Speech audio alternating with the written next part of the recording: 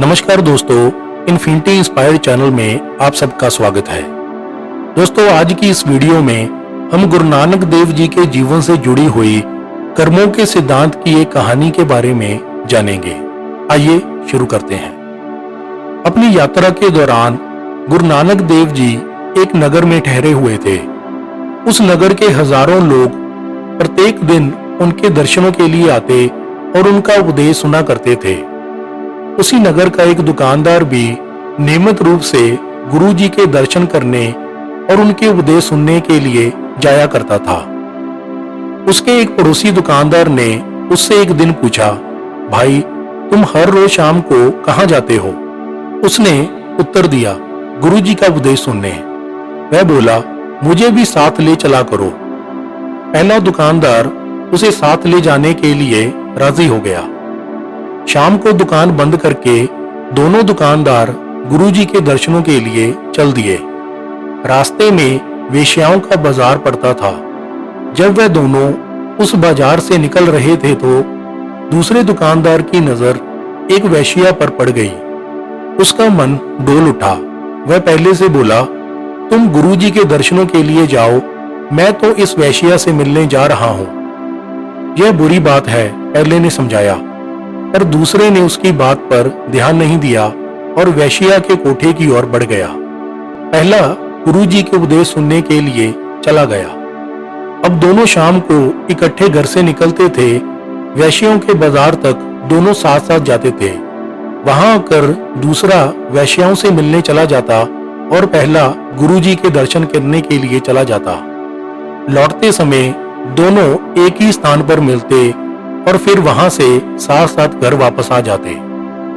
एक दिन जब दूसरा वेश्या के कोठे पर चढ़ा तो वहां ताला लगा नजर आया। वह बहुत निराश हुआ और लौटकर रोज के स्थान पर अपने साथी की प्रतीक्षा करने लगा। बैठे बैठे उसने अपनी जेब से चाकू निकाला और वहां की धरती खोदने लगा। खोदते खोदते उसे मिट्टी में कोई चमकती हुई चीज दिखाई पड़ी।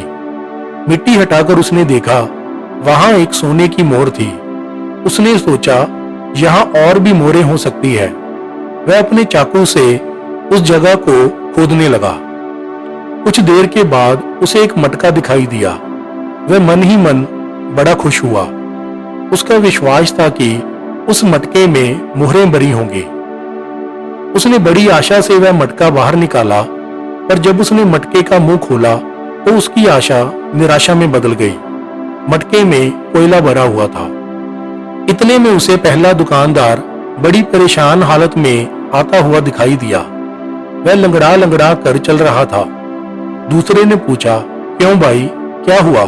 बड़े परेशान दिखाई देते हो। पहले ने कहा, क्या बताऊं, गुरुजी का उपदेश सुनकर बाहर निकला तो एक तेज कांटा पैर में घुस गया। कांटा तो निकल गया है पर खून बंद नहीं हुआ और दर्द भी काफी है। दूसरे ने कहा, मेरा भाग्य तुमसे अच्छा है। तुम गुरु के उपदेश सुनने जाते हो तो तुम्हें यह कष्ट मिला। मैं वेश्या के पास जाता हूँ तो मुझे सोने की मोहर मिली। यह सुनकर पहला दुकानदार और भी परेशान हो गया। पुण्य करने वाले को कष्ट मिले और पाप करने वाले को सोने की मोहर मिले, यह तो बड़ी अजीब बात है। दोनों ने निर्णय किया, आओ गुरुजी के पास चलकर इस बात का रहस्य पता करते हैं। दोनों दुकानदार गुरु नानक के पास पहुंचे। उनकी बात सुनकर गुरुजी मुस्कुरा दिए और कहने लगे, वेश्या के पास जाने वाले दुकानदार ने पिछले जन्म में किसी जरूरतमंद व्यक्ति को एक मोहर देकर उसकी सहायता की थी। इसके बदले में उसे इस जन्म में घड़ा भरकर मोहरें मिलनी थी, और इस जन्म में आकर यह बुरे कामों में फंस गया। इसलिए इसका सोने की मोहरों से भरा हुआ मटका कोयले में बदल गया। परंतु जो मोहर इसने दान की थी वह इसे इसी तरह वापस मिल गई। पहले दुकानदार ने पूछा, परंतु गुरुजी, मैं तो अच्छे कर्म करता हूँ, मुझे यह कष्ट क्यों मिला? गुरु नानक देव जी फिर मुस्कुरा दिए और कहने लगे, इसका कारण भी लगभग वैसा ही है।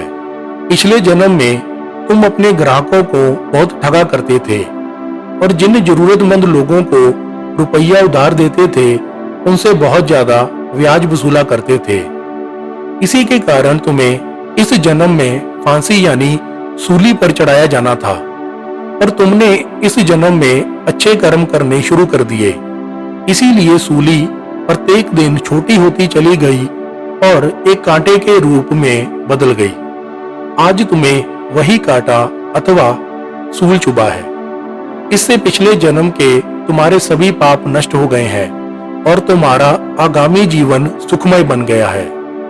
इस तरह से बुरे कर्मों से पूर्व जीवन के पुण्य भी समाप्त हो जाते हैं और अच्छे कर्मों से पूर्व जीवन के पाप भी धुल जाते हैं। यह उपदेश देकर गुरु जी ने उन दोनों दुकानदारों को अलविदा कहकर अपनी यात्रा पर आगे रवाना हुए।